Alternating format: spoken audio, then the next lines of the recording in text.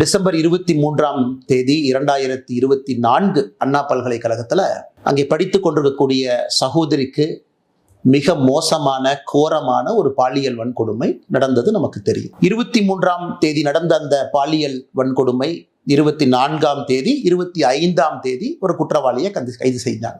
25ஆம் தேதி காலையிலிருந்து ஒரு சாமானிய மனிதனாக உங்களைப் போல நானும் பேச ஆரம்பித்தேன்.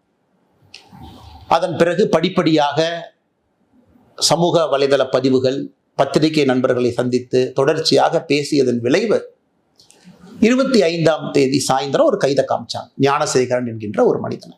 25ஆம் தேதி இரவு ஞானசேகரன் யார், எந்த கட்சியை சார்ந்தவன், யாரோடெல்லாம் தொடர்பு இருக்கு, அதையும் உங்கள் முன்னால் நாங்கள் வச்சோம். எல்லா அரசியல் கட்சிகளுமே எடுத்து போராடினாங்க, பேசினாங்க.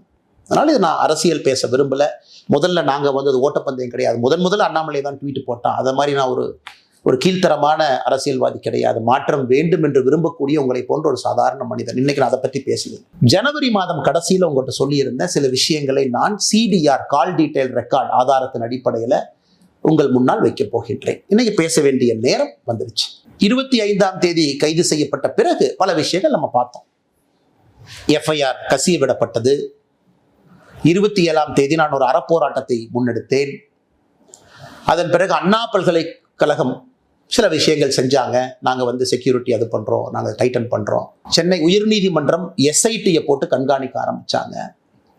இன்னைக்கு 5 மாதங்கள் கழித்து தீர்ப்பு வந்திருக்கு. முக்கிய குற்றவாளியாக இருக்கக்கூடிய, ஒரே குற்றவாளியாக இருக்கக்கூடிய ஞானசேகரனுக்கு 30 ஆண்டு காலம் கடுங்காவல் தண்டனை.